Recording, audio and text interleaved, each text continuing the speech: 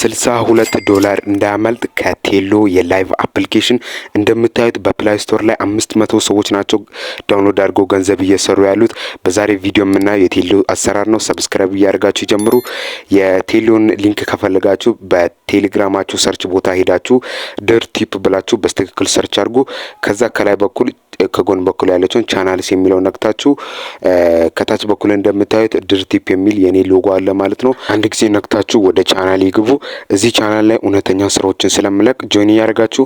የቴሎ ላይቭ አፕሊኬሽን ሊንክ በዲስክሪፕሽን ቦክስ እና በቴሌግራም ላይ አስቀምጫለሁ። ሊንኳን አንድ ጊዜ ተጭናችሁ ከፕላይ ስቶር አፕሊኬሽኑን ዳውንሎድ አድርጉ። እዚህ ጋር እንደምታዩት $62 በዴይሊ ቦነስ ብቻ በቀላሉ መስራት ትችላላችሁ።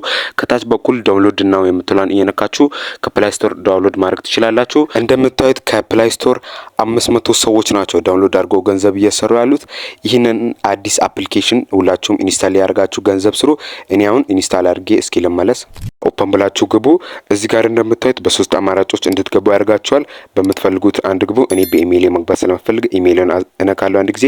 እዚህ ጋር ስማችሁን፣ ሀገራችሁንና ኢንቪቴሽን ኮድ ሲጠይቃችሁ በስክሪኑ ላይ የምታዩትን አስገብታችሁ 10,000 ኮይን በቀላሉ አገኙ። ካስገባችሁ በኋላ ኔክስት ብላችሁ ወደ አፕሊኬሽኑ እንደምታዩት ይሄ ሆም የሚለው የቴሎ ላይቭ አፕሊኬሽን ዳሽቦርዱ ነው። እዚህ ጋር በጣም ብዙ ሰዎች ላይቭ ውስጥ ላይ እየተወያዩ ጌም እየተጫወቱ ገንዘብ በቀላሉ እየሰሩ ነው ያሉት። በጣም ብዙ ኢትዮጵያውያኖችም ወደዚህ አፕሊኬሽን እየገቡ ነው። ለምሳሌ አንድ ላይቭ ዝም ብላችሁ ነክታችሁ ብገቡ እዚህ እንደምታዩት በጣም ቀላል የሆነ የላይቭ አሰራር ነው ያለው።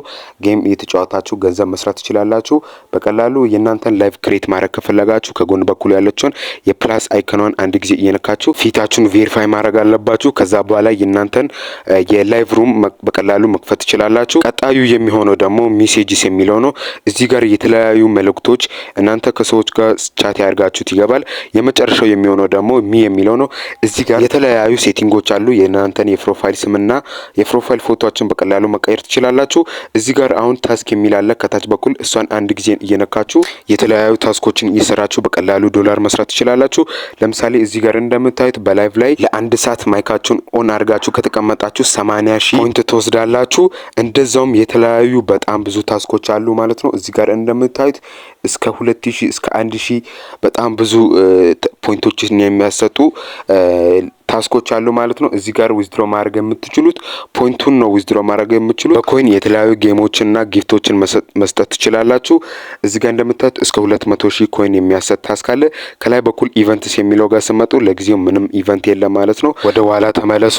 እዚህ ጋር የተለያዩ ሴቲንጎች አሉ። ሌቭላችሁን ማየት ትችላላችሁ። የተለያዩ ኮይኖችን ደግሞ መግዛት መሸጥ ትችላላችሁ ማለት ነው። አሁን ደግሞ ወደ መጨረሻው ወደ ዊዝድሮ ሲስተም ከላይ በኩል እንደምታዩት ኮይንና ፖይንት የሚል አለ። ለጊዜው ዊዝድሮ ማድረግ የምትችሉት ፖይንቱን ነው። በኮይኑ ደግሞ የተለያዩ ነገሮችን ማድረግ ትችላላችሁ።